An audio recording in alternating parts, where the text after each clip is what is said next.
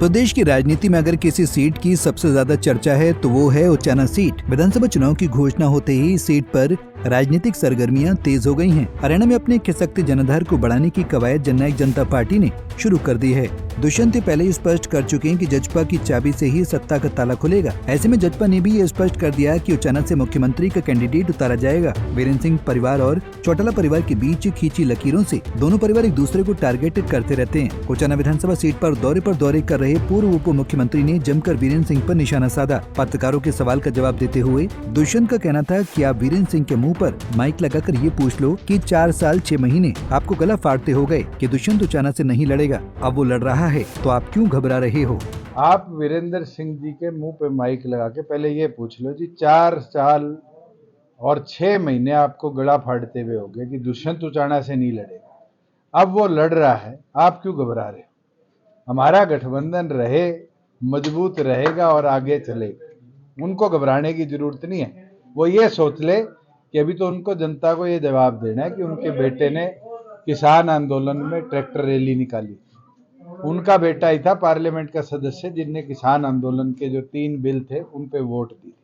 जनता ने तो अभी जवाब मांगना है। वो ये सोचते लोकसभा का नहीं लड़े तो जनता जवाब भी नहीं मांगेगी, जनता तो पूरा जवाब भी मांगेगी और जवाब देगी। वहीं अनिल विज के उस बयान जिसमें उन्होंने जजपा और एएसपी के अलायंस को कटी पतंग कहा था, पर कहना था कि विज अपनी कटी हुई टिकट को बचा लें, वो बहुत है। आज तो हम एडवांस हैं, 30 दिन बचे हैं। 30 दिन में तो बेरानी कितनी सीटें हम ले आएंगे और पहले से ज्यादा मजबूती के साथ प्रदेश में। इतना ही नहीं, पूर्व डिप्टी सीएम दुष्यंत चौटाला ने कांग्रेस पर भी भाजपा का साथ देने का आरोप लगाया। दुष्यंत का कहना था कि आज से पहले 12 राज्यसभा चुनाव थे, कांग्रेस एक ही जीत पाई जो दीपेंद्र ने लड़ा, बची हुई क्यों हारी। वो इसलिए हारी कि उनकी सेटिंग हमेशा से बीजेपी के साथ रही है। दुष्यंत यही नहीं रुके, बल्कि उन्होंने होडल विधानसभा से कांग्रेस प्रदेश अध्यक्ष उदय भान को चुनाव लड़ने की बात कही। उनका कहना था कि अगर हिम्मत है तो होडल से उतरे चुनाव में।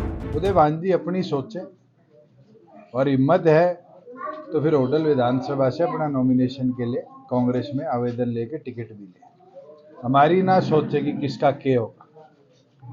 आज कांग्रेस के मुंह पे जेजेपी निकलना, बीजेपी के मुंह से जेजेपी निकलना, ये घबराहट उन पार्टियों की है।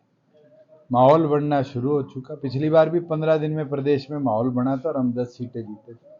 आज तो हम एडवांस हैं, 30 दिन बचे हैं। 30 दिन में तो बेरानी कितनी सीटें हम ले आएंगे और पहले से ज्यादा मजबूती के साथ प्रदेश में। कांग्रेस के मन में घबराहट सिर्फ जननायक जनता पार्टी की है।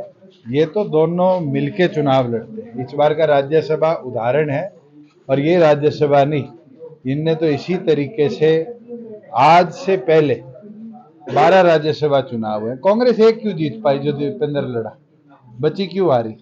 वो इसलिए हारी कि इनकी सेटिंग हमेशा से बिल्कुल है। चुनाव में सिर्फ अब 32 दिन का समय बचा है। ऐसे में आरोप प्रत्यारोप का दौर काफी तेज हो गया है। लोगों से सीधे जुड़ने के लिए नेता जनसंपर्क अभियान कर रहे हैं। उचाना से वीरेंद्र सिंह अपने परिवार के किसी सदस्य को टिकट देने के हक में हैं, तो वहीं दुष्यंत खुद को वीरेंद्र परिवार के सामने खड़ा करने में 2019 की तरह ही सक्षम समझ रहे हैं। ऐसे में क्या वीरेंद्र परिवार 2019 में हुई प्रेमलता की हार का बदला ले पाता है या नहीं, ये देखना दिलचस्प रहेगा। उचाना से हरदीप शोकन, पंजाब केसरी टीवी। हमसे जुड़े रहने के लिए हमारे YouTube चैनल को सब्सक्राइब करें और नई वीडियो की नोटिफिकेशन के लिए बेल आइकॉन को दबाएं।